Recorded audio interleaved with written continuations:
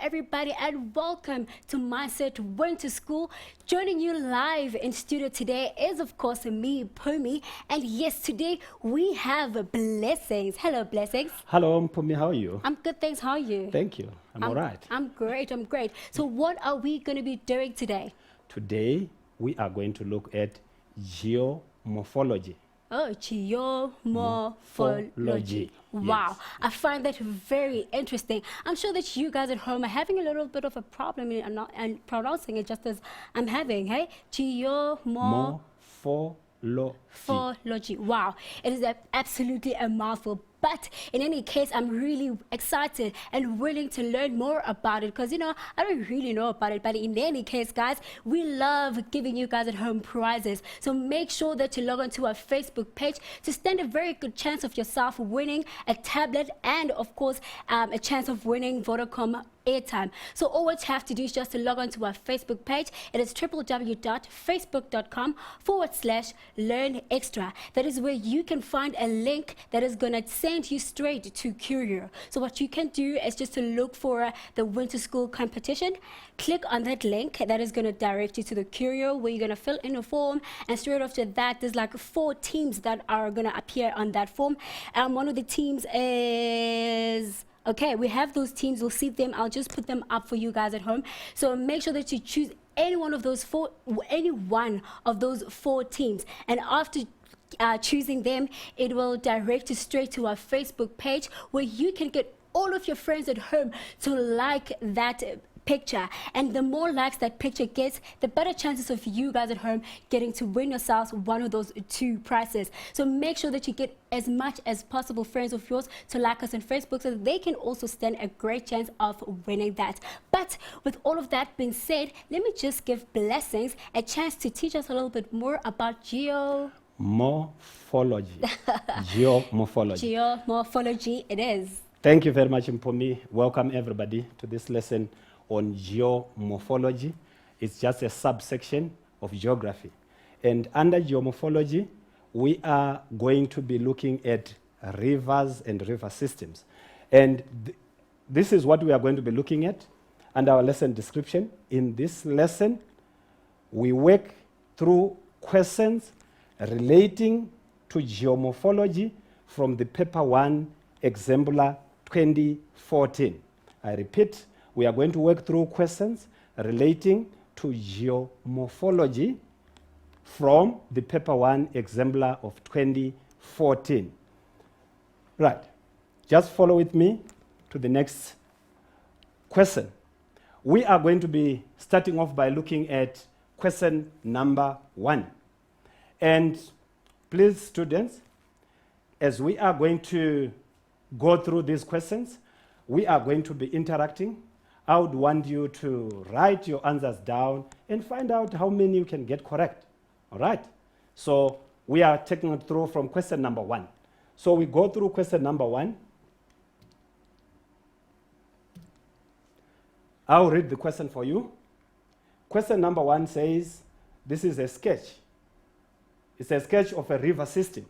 As you can see here, although it's not written, I'm sure those of you who are studying already notice that up here is the upper course of the river, the middle course of the river, and the lower course of the river.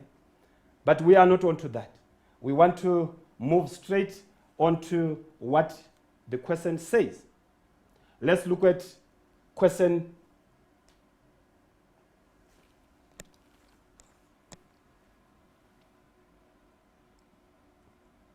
right. Then let's have a look at this question number 1 here, right? Question number 1 says, it's figure number 1. It's a sketch of a river system. Like I said earlier on, this here is the upper course of the river, the middle course of the river, and the lower course of the river. And the question now reads, name the high ridge labeled A. Name the high ridge labeled A. As you can see on this diagram, here we do have this high ridge here which is dotted, and that's representing a high ridge. what is the name of that high ridge labeled A? Write down your answer, and as we shall review, let's see how many you are going to get correct.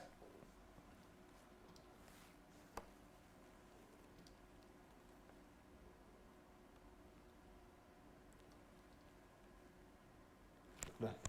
Name the high ridge labeled A. Did you do that? Thank you. Right. Let's go on to review the answer.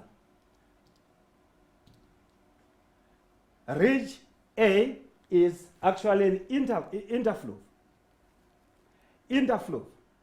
An interflow, when we are looking at an interflow, it is a landform that divides any two streams.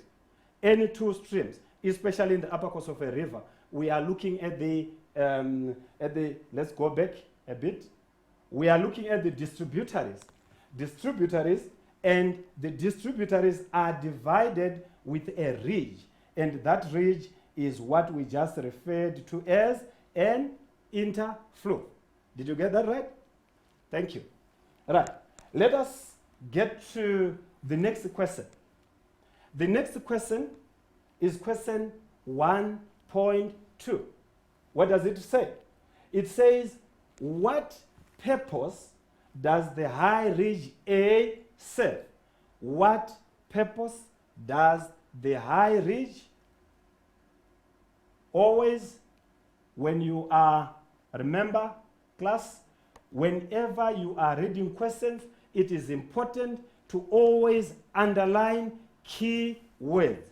Underline key words so that you don't miss it when you're answering. So on this one, we said, what purpose does the high ridge A serve? So the key words there are purpose and high ridge A. Purpose, high ridge A. And if we have to check the answer, right?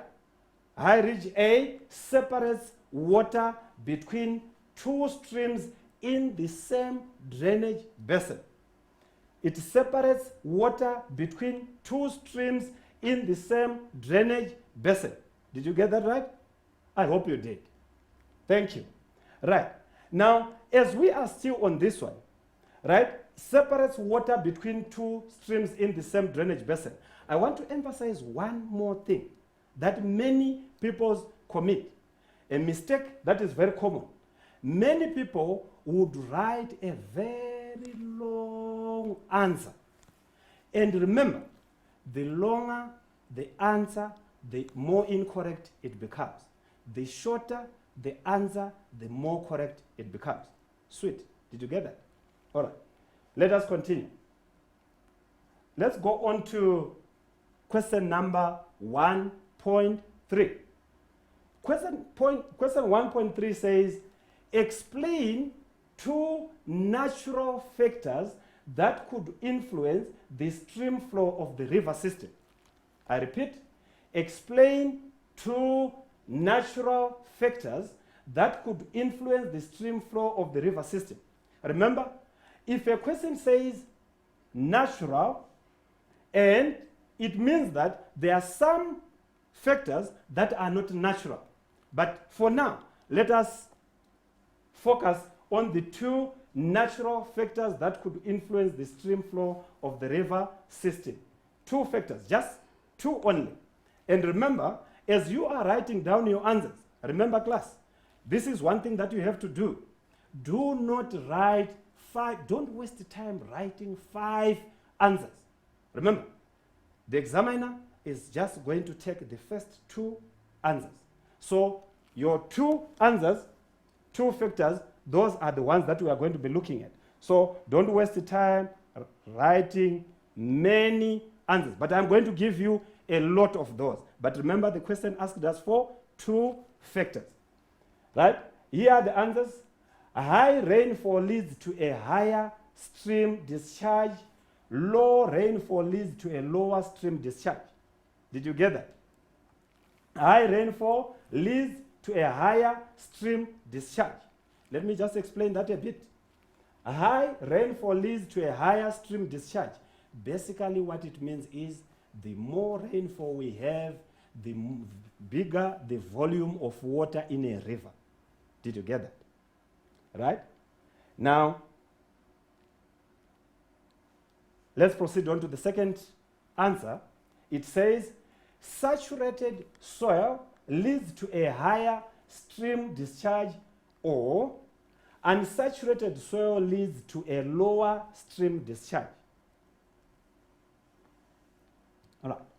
Now, we said,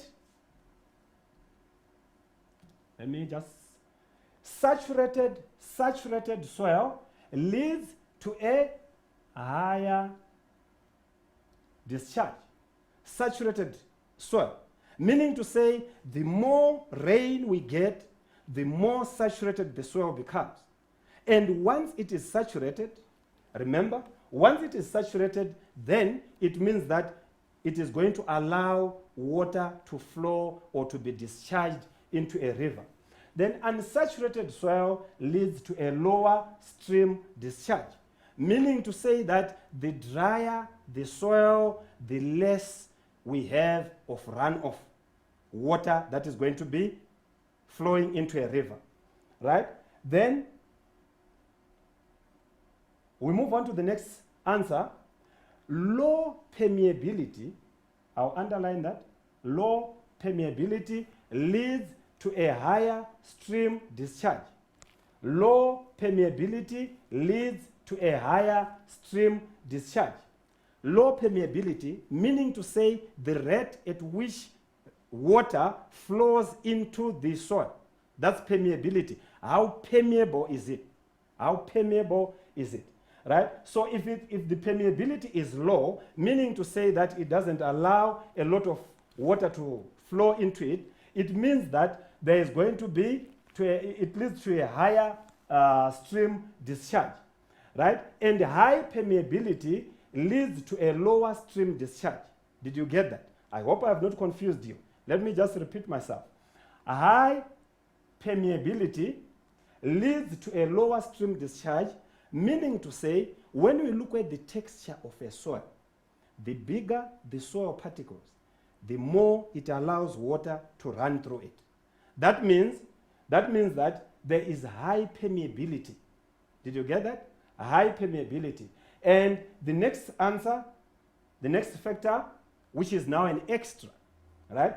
Sparse vegetation leads to a higher stream discharge, or dense vegetation leads to a lower stream discharge. I'll explain the first one. Sparse vegetation leads to a higher stream discharge. Sparse vegetation.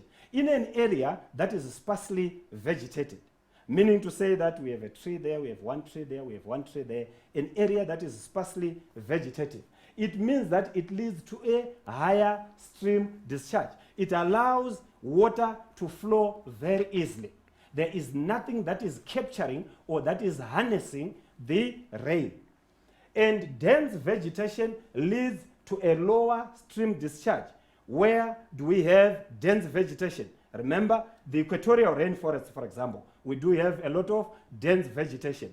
And in rivers on land where we have a lot of dense vegetation, it also means that there is going to be a lower discharge of water. Then the last one is steep slope leads to a higher stream discharge, and gradual slope leads to a lower stream discharge. In other words, I'm sure you are realizing that we are just reversing. That means if it is steep, if it is a gradual slope, right? If it is steep, the steeper it is, the more it leads to a higher stream discharge. And the less steeper it is, that means it's a gradual slope, it leads to a lower stream discharge. I hope you got that. Right. Let us proceed to question number 1.4. Question number 1.4 says, explain the formation of the delta at B in Fig 1.5. Let's just go back a bit. Fig 1.5. Fig 1.5. Right. Let's get down there. Right. Now, explain the formation of the delta at B in Fig 1.5. We are just going to quickly have a look at Fig 1.5, right? And when now, you now have to explain the formation of this feature at B. Did you just see that? Let's go back, right? This was A, this was C, and this is B. This is the feature that they said has been formed. And explain the formation of the delta at B in Fig 1.5, where I've just shown you. Now, on this delta, we are already told that it is a delta. Now explain how that delta has been formed. Did you just do that? I hope you are scribbling down, right? Because very soon I'm going to reveal the formation and I'm going to let you know how it has been formed. I hope you are writing that down. Let's go to reveal the answer. Right. What does it say? Right. Let's scroll it up. Right. Now, it says here, a river flows over level ground close to coastline. Right? The river actually flows over level ground that is very close to the coastline. And the second one is a river, I'm going to revisit it. A river loses energy and slows down. A river loses energy and slows down. And heavier material of the bed load is damped, causing sediments to build up on the seafloor. Then the last one is mainstream splits into small distributaries as it flows through deposited material. Now, when you look at all this, we find that we are going to revisit this as soon as Pumi. Is it break time as yet? Or should we be going out for break? No, you can finish. It's okay. Thank you. Right. Now, let's quickly revisit this one. A river flows over level ground close to coastline. Now, as the river flows close to the coastline, right, over level ground, the level, remember, always, when we get close to where a river opens up, actually the mouth of the river, which is what is shown here, right, on this diagram. When a river flows into either a dam or any water body, it could be a dam, it could be a lake, it could be a sea, it could be an ocean. When it flows into a water body, the land, remember always, the land is becoming flat. Therefore, this is what we are referring to on this answer here, where we say, as the river flows over level ground close to the coastline, it forms that feature, remember. And river loses energy and slows down. Remember, as the ground becomes leveled, it means that the water has no energy. It is not flowing very fast. It is not like in your upper course of a river or the middle course of the river. It is now losing its energy. And therefore, if it is losing its energy, it means that anything that it is carrying, a load, we call that a river load, any load that it is carrying, it now means that it is now not able to carry it. Therefore, those sediments are then deposited at the mouth of the river, thus forming that feature which we called a delta. And then heavier material of the bed load is damped, causing sediments to build up on the seafloor. This is what I've just explained, right? The heavier material of the bed of the bed load is damped. That means as the river loses its energy, it doesn't have energy anymore, the water is just flowing, it's almost coming to a standstill. That means it has no power, and therefore the heavier load is damped, causing sediment. Then the last one, we said mainstream splits into small distributaries as it flows through deposited material. The mainstream itself, it actually splits because it has actually gotten to a place where the ground is level. The land has become almost level. That's why it has no energy to flow very fast. Therefore, once it does that, it splits into distributaries. And as it does that, it forms that feature which we said was feature B, which was a delta. Alrighty. Pumi, over to you. Thank you so much. Blessings. Well, guys, for more, make sure that you stay tuned with us because we are going to be bringing you so much more right after this short break. Welcome back, Mindsetters. From that very short ad break, this show has been proudly brought to you by Macmillan.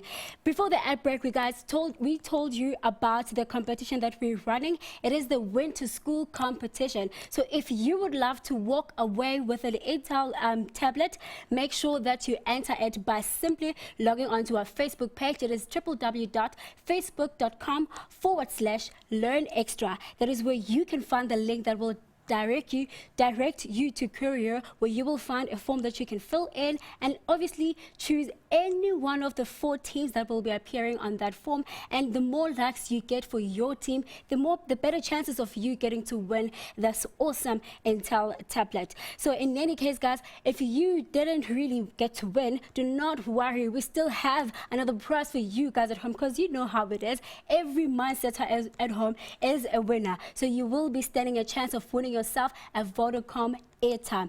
But in any case, guys, let's just get back to geography with blessings. Thank you very much, Mpumi. Welcome back. We are continuing with our lesson on geomorphology. Remember that? Geomorphology. Remember, in the first segment, we did question number 1.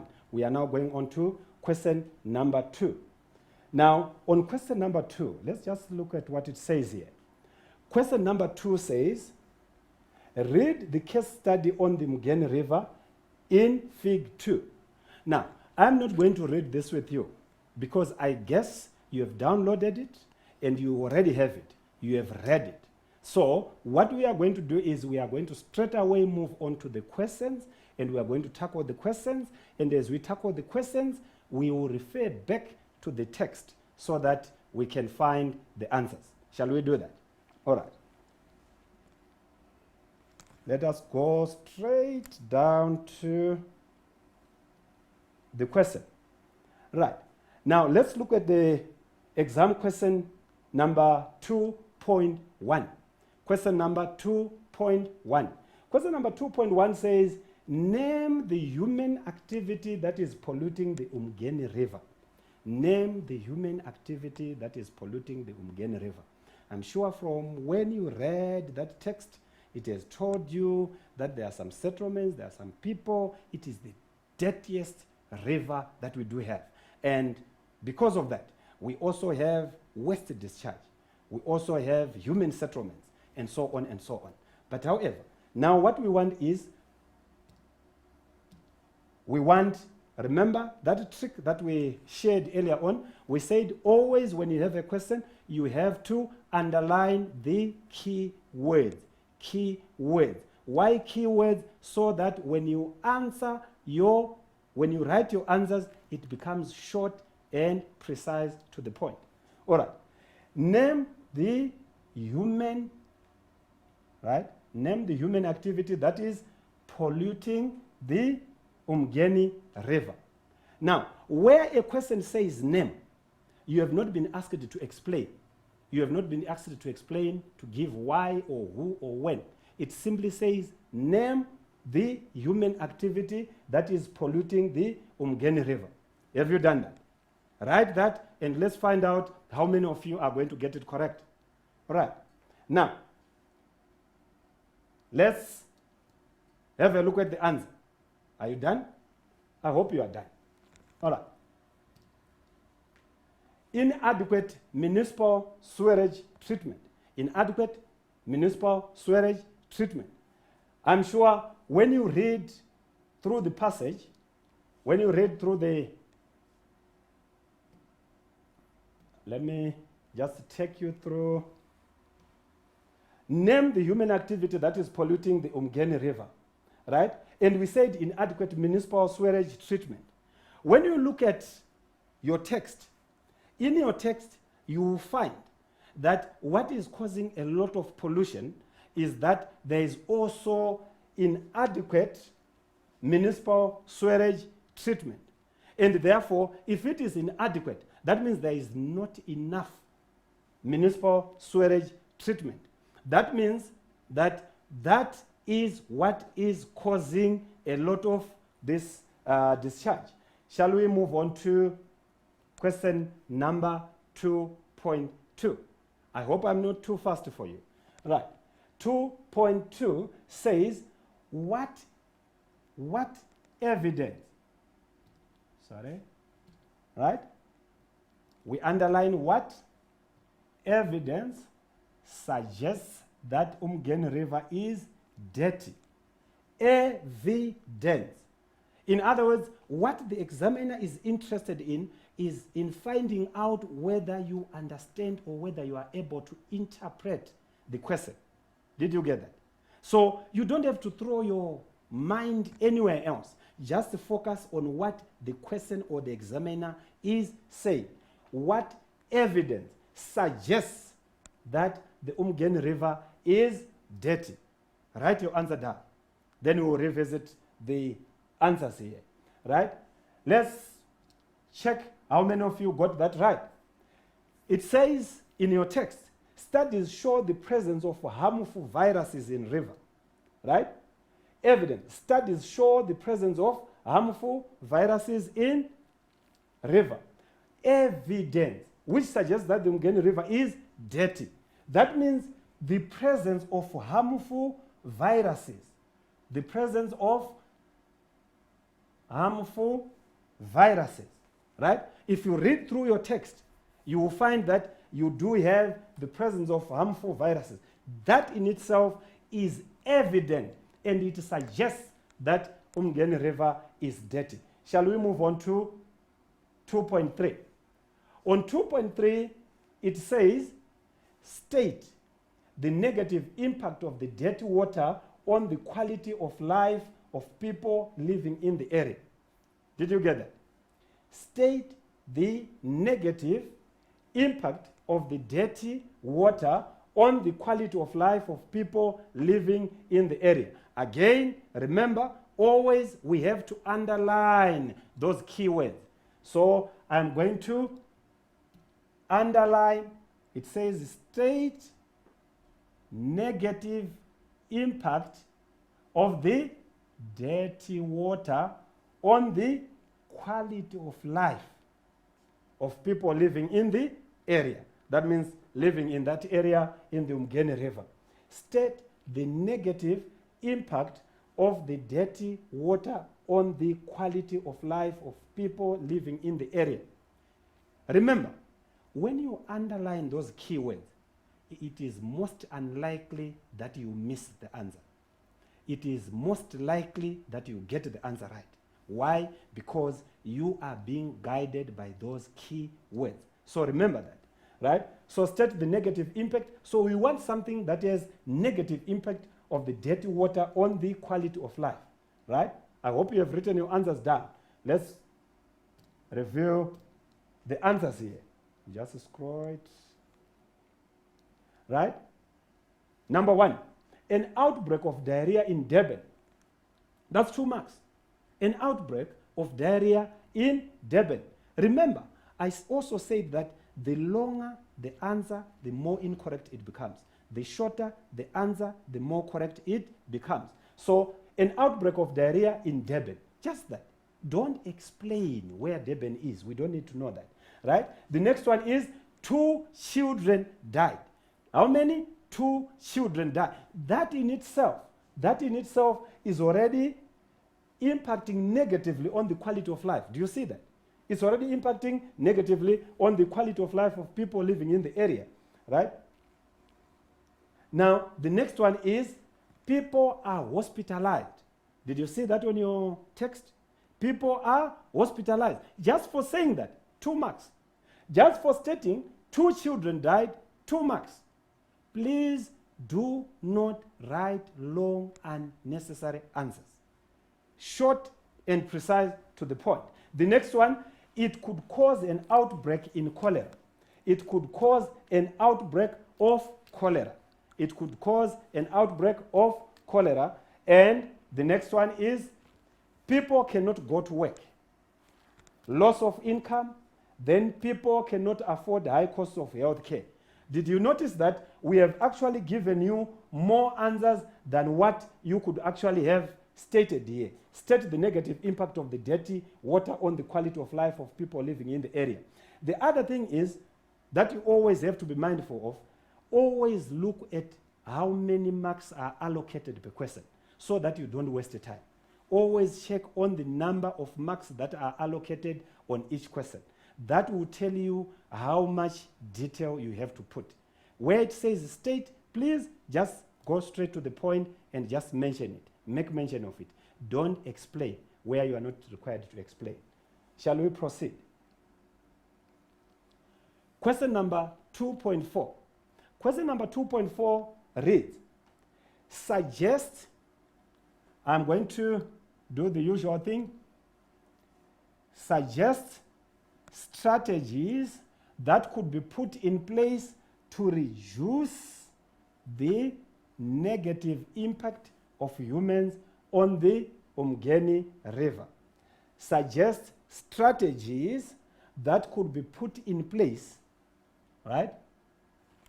That means in this case, you could be working in the town council and, you know, what strategies can you put in place to make sure that we reduce the negative impact of humans on the Umgeni River, right?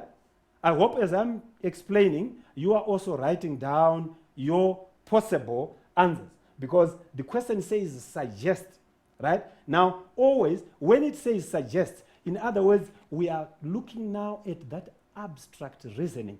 We may not, the examiner is not necessarily looking at what you already have in your text, but is now looking at whether or not the learner has the ability to think. All right. Now, suggest strategies that could be put in place to reduce the negative impact of humans on the Umgeni River. I hope you did suggest that. Let's go on to the answers that are here, right? The first one is stricter control and enforcement of legislation which monitors effluent from factories, right? That means in any municipality or in any municipal area, we have regulations and we have laws and bylaws. Now, the answer here says stricter control. It means that they are already there, but at least a stricter control and enforcement of legislation which monitors effluents from factories. Remember, when factories do discharge effluents or those gases or those poisonous chemicals that they don't need, they discharge them into the river. And in this case, you have to mention that it's a possible answer. Right? The next one is more hefty fines to punish polluters. More hefty fines to punish polluters. Meaning to say, if your fine, for example, was originally 200 Rand for a factory found discharging any waste into the river, you could suggest that it could be raised to 6,000 or something like that. All right? Now, that's a hefty fine to punish polluters. That means it will help people not to continuously discharge and pollute the river. Now, the next one is improved waste treatment facilities. Improved waste treatment facilities. That's for the municipality. I'm just explaining this. But improved waste treatment facilities so that we do not have, again, the discharge of waste that is untreated into the river. And the next one, you could also suggest to have a buffer so that people cannot live close to rivers. You know what a buffer is? A buffer is a barrier. Anything that would stop people from coming to living closer to the river. That's a buffer. You create a buffer zone, right? In other words, you create a barrier. You can put a barrier, right? Then you can provide running water in or close to homes. Provide running water in or close to homes so that people can fetch water, can drink clean water. Remember, they always say water is life. All right. The next one is regular testing of water quality. Regular testing of water quality. Water has got to be regularly tested so that they can check whether or not there are any disease outbreaks. And the next one is increased awareness of and education on the problems which people cause by living so close to rivers. Increased awareness. Increase awareness campaigns. Awareness campaigns have to be increased so that people can then be informed of the dangers of living close to rivers. This could actually help. Right. Let's go on to question number 3. Question number 3. And before we go on to question number 3, I give you over to Pomi. Oh yes, thank you so much. Blessings. Guys, please, let's go take a quick ad break, and remember to bring back a glass of water so that every time when Blessings goes through the questions, you keep on refreshing. We'll see you straight after this.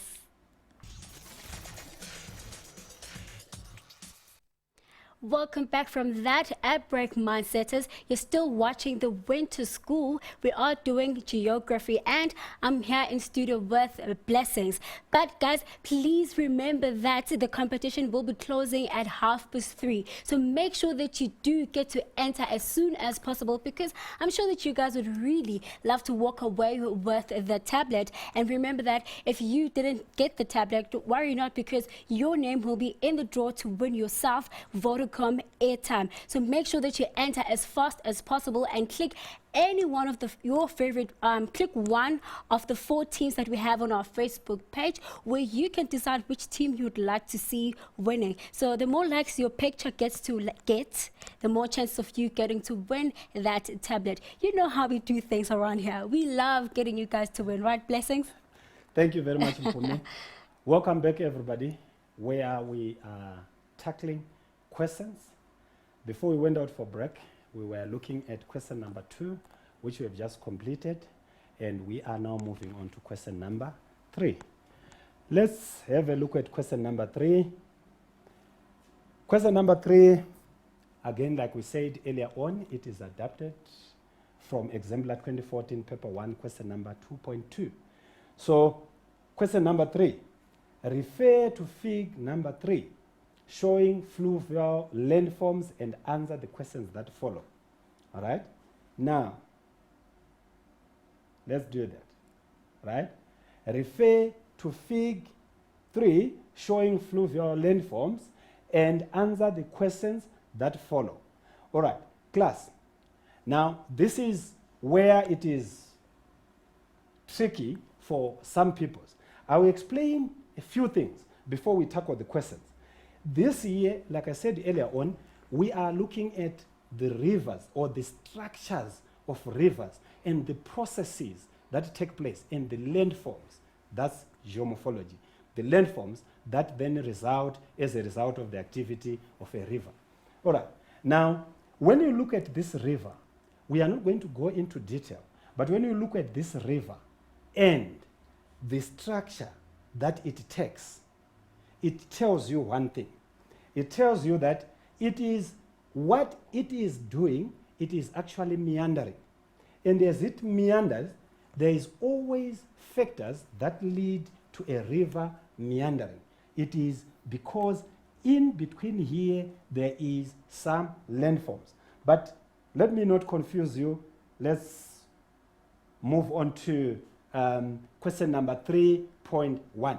Question number 3.1. Question number 3.1 reads, name the outer bank of the river labeled A. Let's go back to A. Before we go back to A, we just want to highlight. Let's just highlight, name the outer bank of the river labeled A. Right? Name. Remember, the question doesn't ask us to explain anything. It says name. Therefore, you just have to name the outer bank of the river labeled A. So let's go back to, right, this part here.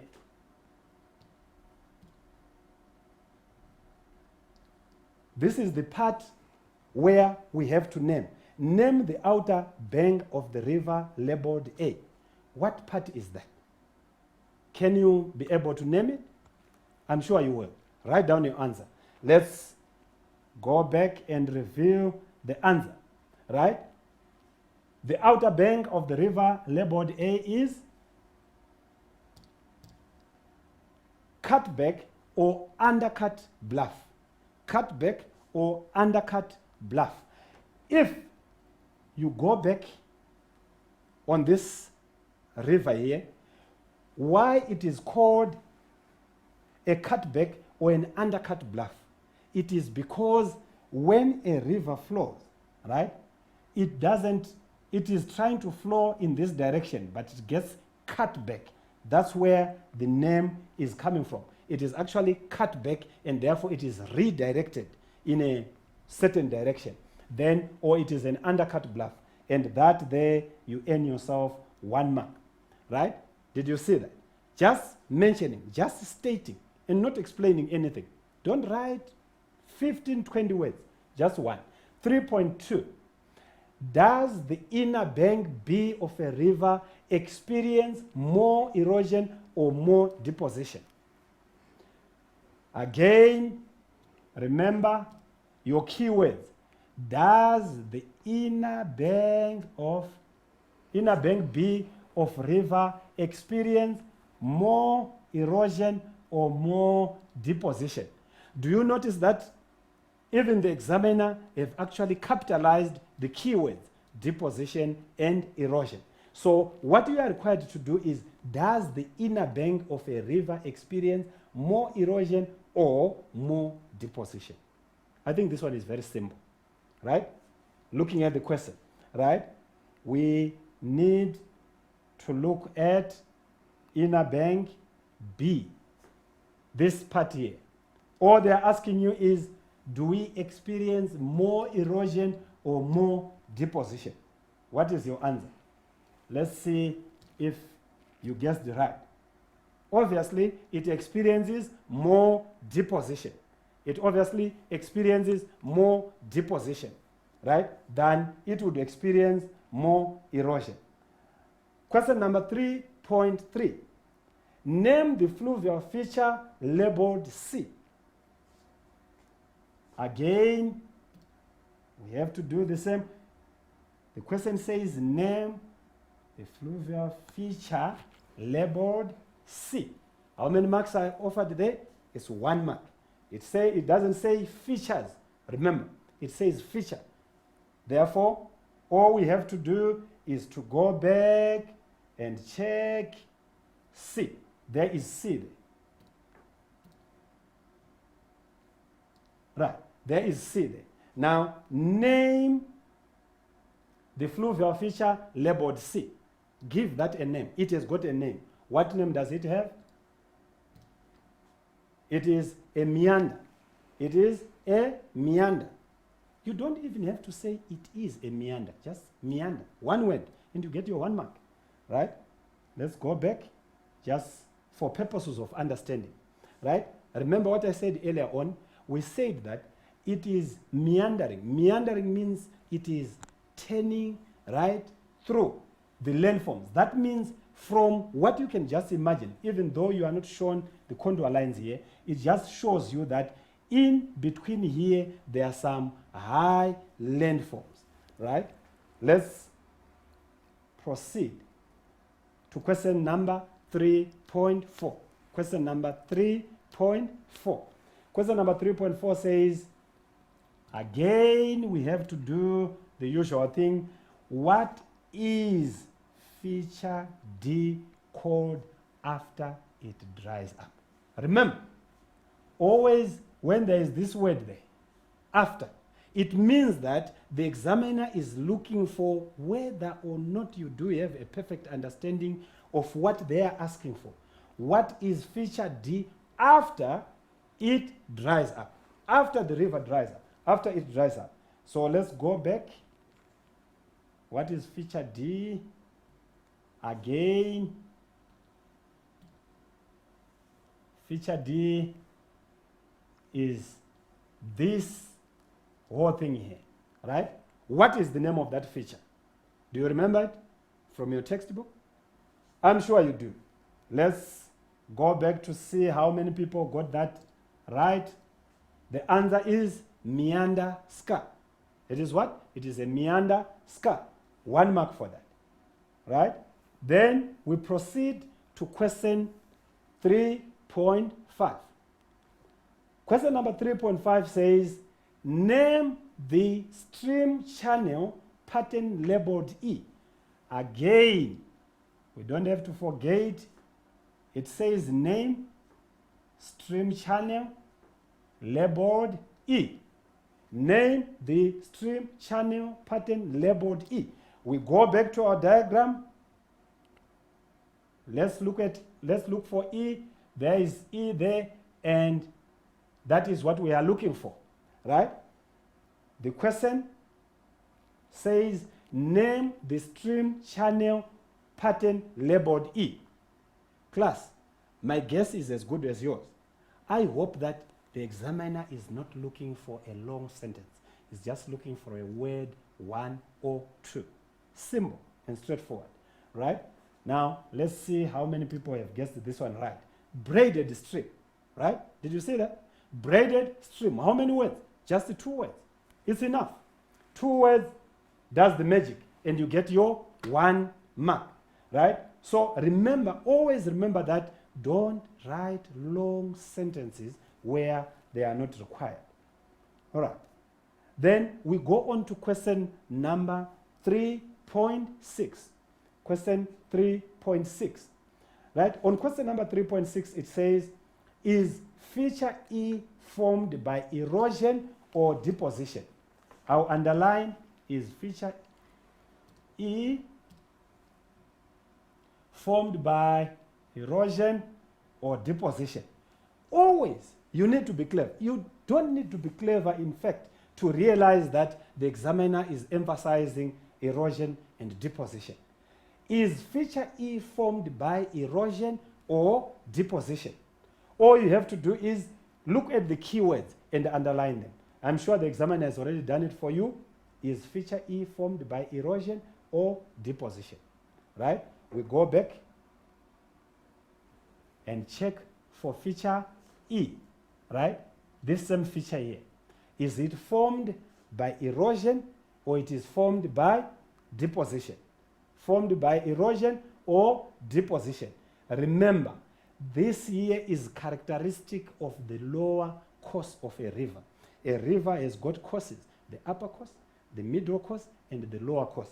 This here, you would find it in the lower course of a river. But let's go back. So is it formed by erosion or deposition, right? I'm sure you guessed it right. It is obviously formed by deposition, right? Now, at least you must have realized that I had given you a clue when I said in the lower course of a river. The processes that are very characteristic of any river system in the lower course of a river are deposition. Erosion is what you would find in the upper course or the middle course of a river. Right. Let's go down to question 3.7. It reads, is feature C, again, I'm going to underline, is feature C generally found in the upper or lower course of a river? Is feature C generally found in the upper or lower course of a river? We have to refer back to the diagram so that we look for feature C. Where is our feature C? There is our feature C, right? Our feature C is here, and this is our feature. Is it, the examiner wants to find out,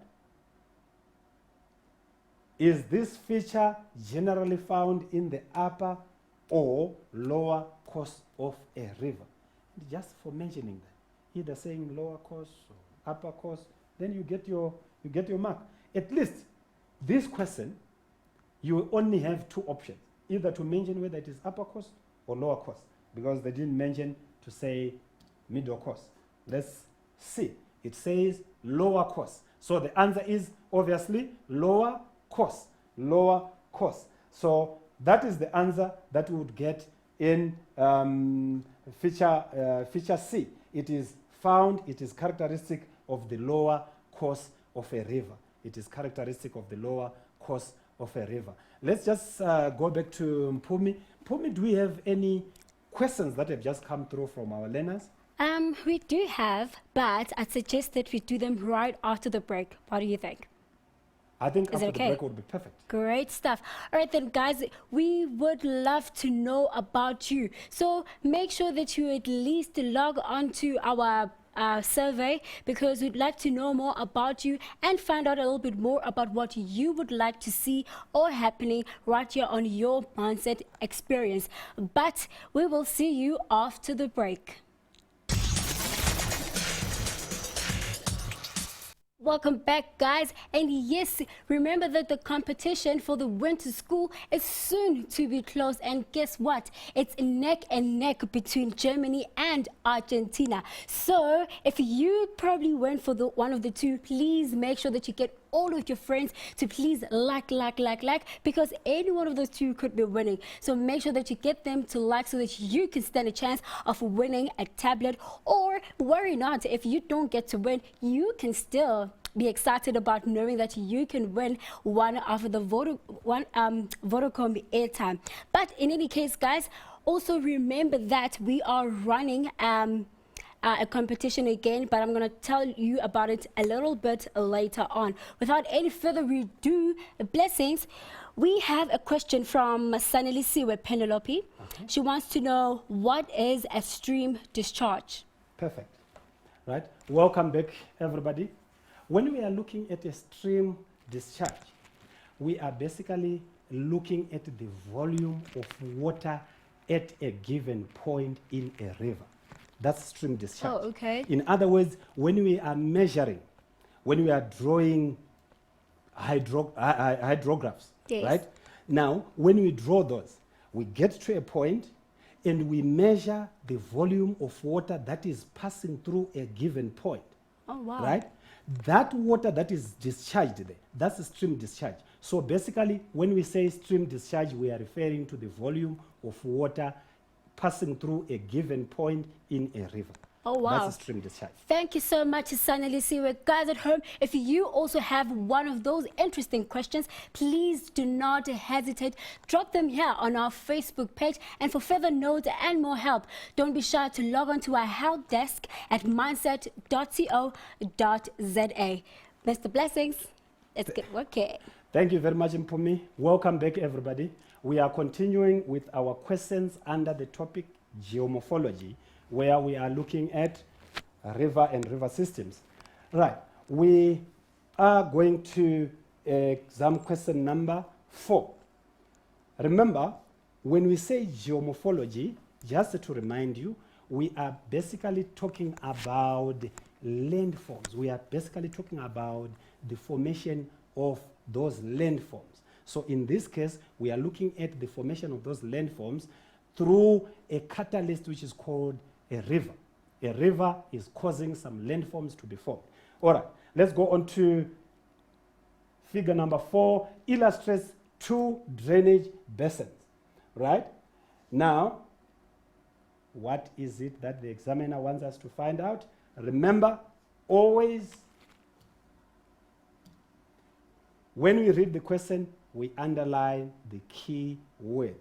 The key word is define the term drainage basin. Define the term drainage basin. Define the term drainage basin.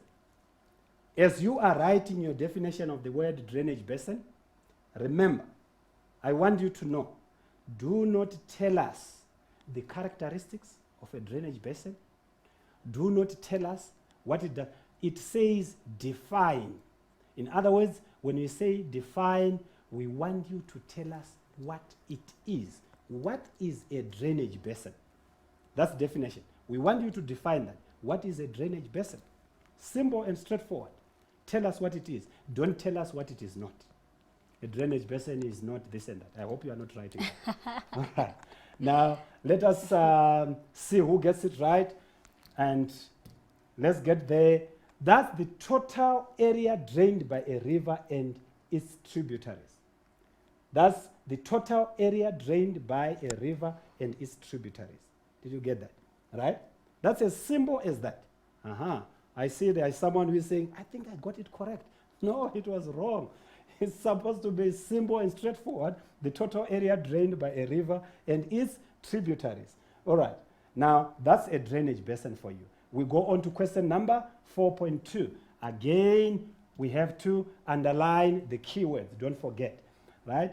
The keyword is define the term drainage density. Drainage density. Again, the same with what we said on 4.1. When you are asked to define, please, people, do not tell us what it is not. Just go straight and tell us what it is. Tell us exactly what it is. Don't tell us what it is not. Don't characterize it. It has got these characteristics, and so tell us what it is. That's what we are looking for when we say define the term drainage density. Let's find out how many of us got that one right. Drainage density, that's the total length of all the streams in relation to the size of the drainage basin it drains. Did you get that? Total length of all the streams in relation to the size of the drainage basins it drains. That's the drainage density. Density, meaning many. All right. Then we go to question number 4.3. As we approach question number 4.3, I need to remind you again, you must always underline the key words. Which drainage basin, X or Y, has a greater drainage density?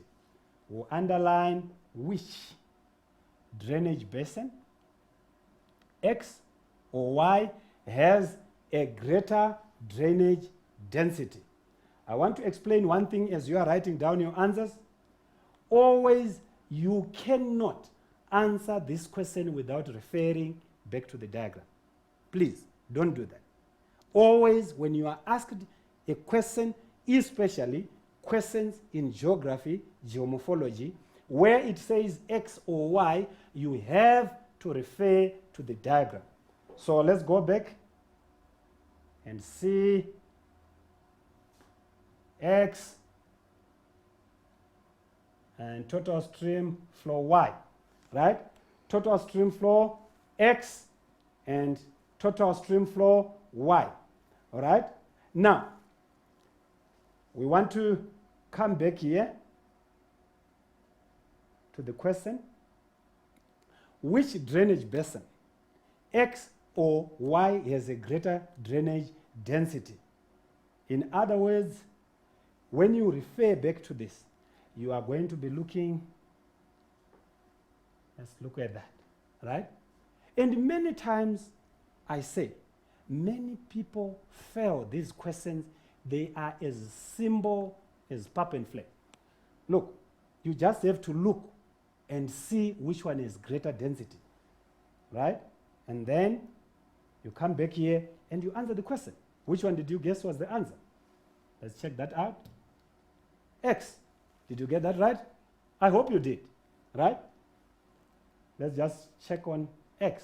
As you can see, there is more than we do have on Y. X has total stream flow. The total stream flow is more, has more density than Y. Did you see that? The volume. Yeah. Right? That's simple. All right. Let's go on to question number 4.4. Question number 4.4. Give, again, I'm going to do the basics. Always underline your key words. Always underline your keywords. Give one reason for your answer to question 4.3. So at this stage, it is necessary to go back to 4.3. Let's go back to 4.3. 4.3, remember what we were asked? Which drainage basin, X or Y, has a greater drainage density? And you guessed right when you said X. Now the question is, give one reason for your answer to question 4.3.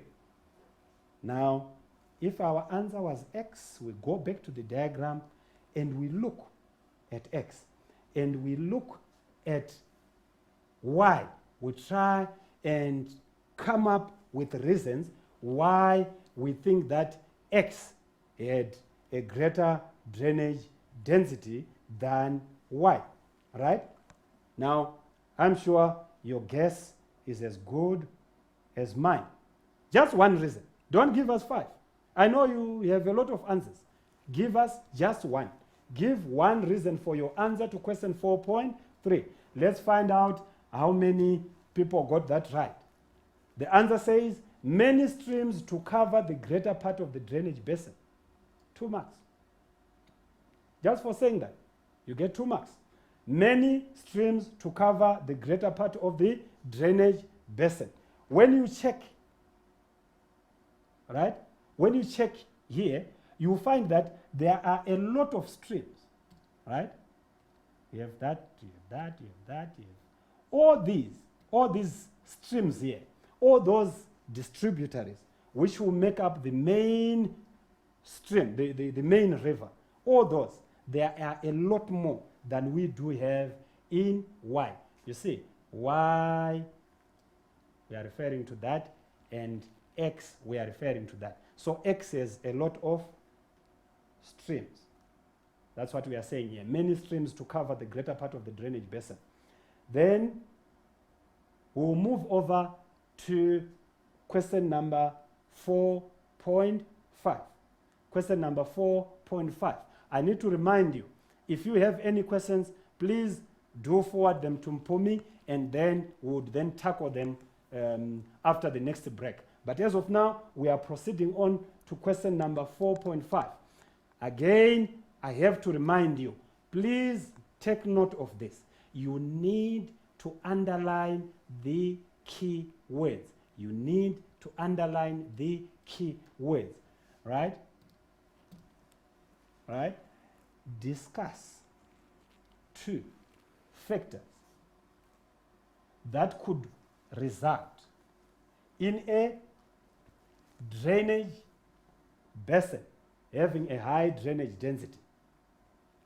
And always, besides underlining the key words, it is also important to read questions twice or 3 times before you answer them. Did you get that? Read one question twice or 3 times before answering or before attempting it. So discuss 2 factors that could result in a drainage basin having a high drainage density. When you read it over and over again to yourself, you will find it vibrates and re-vibrates the key words, 2 factors that could result in a drainage basin having a high drainage density. And you are given 2, you have to give us 2 answers which are going to be 2 marks each to make them 4, right? Then we have to remember, when a question says discuss, this is where your skill is required to explain. You know, you are required to explain. When you are discussing, you are explaining, right? You are now telling us those 2 factors that could result in a drainage basin. You are discussing them, right? Then what we have to do is, right, 2 factors that could result in a drainage basin having a high drainage density. We need to explain these, and I'm sure you have written all these down. As you have written them down, remember, we are just looking for 2. 2 by 2 simply means that you need to write 2 answers, and each one of those 2 answers, each one of those has a value of 2 marks, and the other one has a value of 2 marks to make them 4 marks. So don't waste time writing 12 answers or 9 or 8 or anything like that and so on.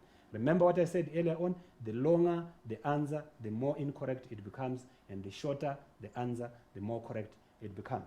So let's go back to what the answer is. Let's scroll it up, right? Number 1, an increase in precipitation will increase the number of streams. An increase in precipitation will increase the number of streams. That's 2 marks already. Then saturated soil increases runoff, forming more streams. Saturated soil increases runoff, forming more streams. Whichever way you might have put it, in as long as you are referring to this, then it becomes correct. Low permeability results in runoff and the development of streams. Low permeability, remember what we said about permeability? Sparse vegetation increases runoff and more streams form.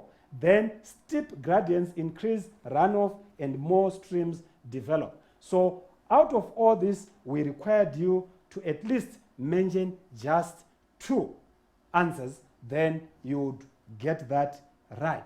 Now, before we proceed on to question number 4.6, which is to explain the impact of urban development at points A, B, and C on the drainage density of drainage basin X. Class, I said that you have to underline the keywords. I'm sure you have underlined the keywords there, and then All right. when we come back, When we come back, guys, we'll see you now. See you now.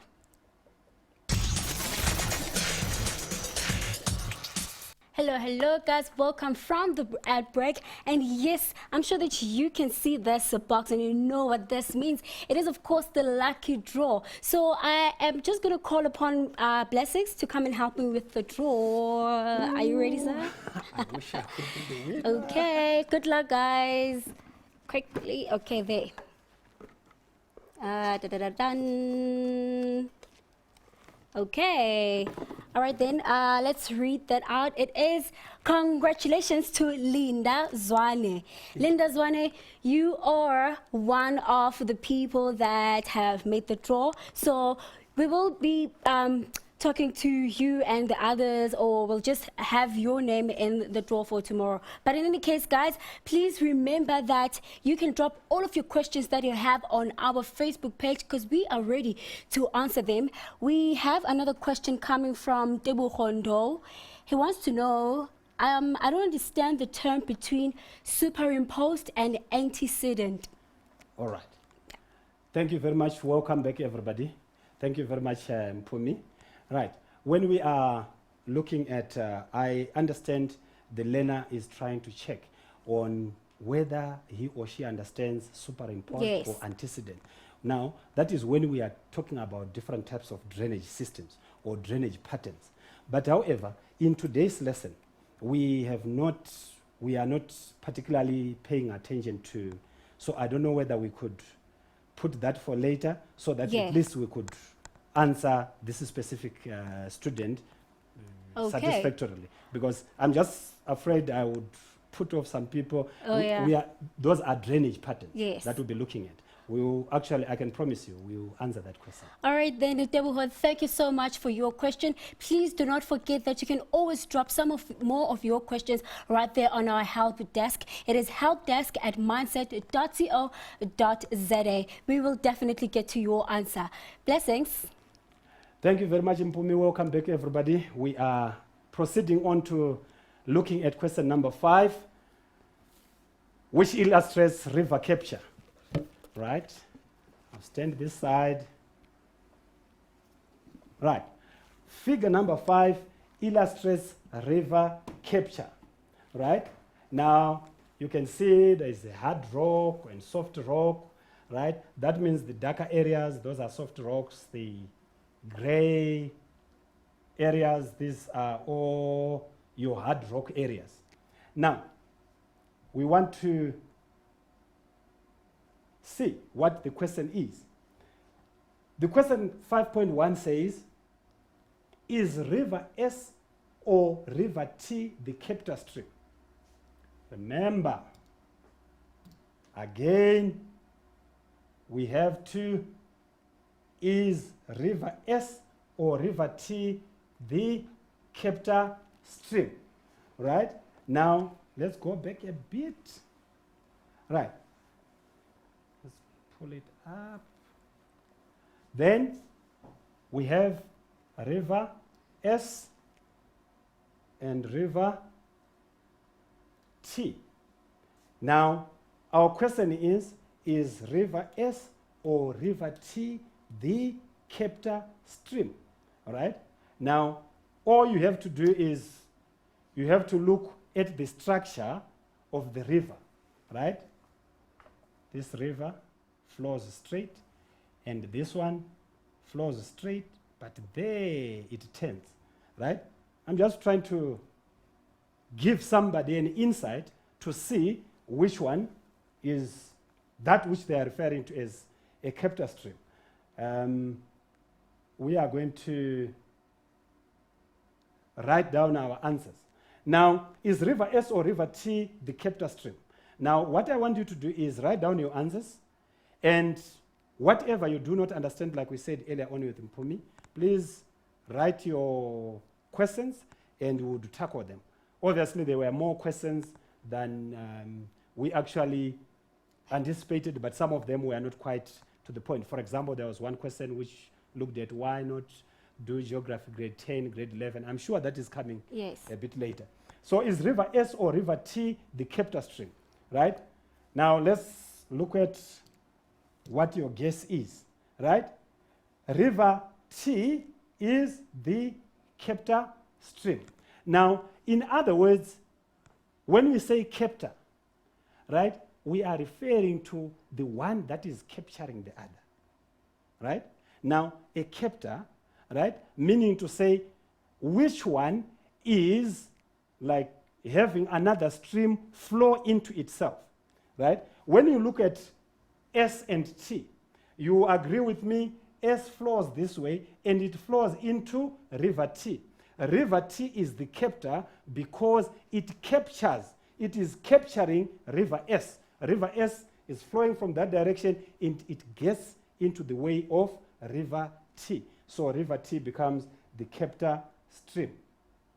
Then we go on to question number 5.2. Name the features of river capture that developed at points A, B, and C. And always remember to look at the number of marks.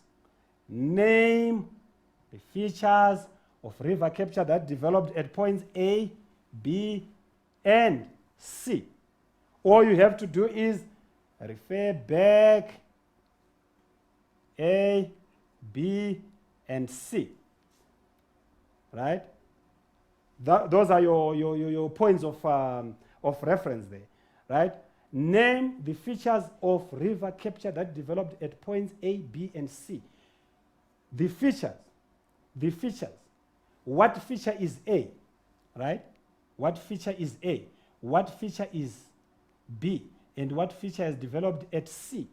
You have to name that. A has to correspond, B has to correspond, and C has to correspond so that you get your marks appropriately. Right? Now, let's find out who got that which was right. A, as I've just said, A, you see, it meshes with the answer. A, elbow of capture. I'll get back to it and try and explain for those of us who may not get it. B, dry gap, wind gap, or river gravels. Then C, misfit stream. Let's go back and try and get that. A, we said that was the elbow stream, and B, the dry gap, right? The dry gap or the wind gap, and C, we said the misfit stream, right? Now, I'm sure if it were of time, I would go through and explain that. But I want to quickly go on to question number 5.3. Give two possible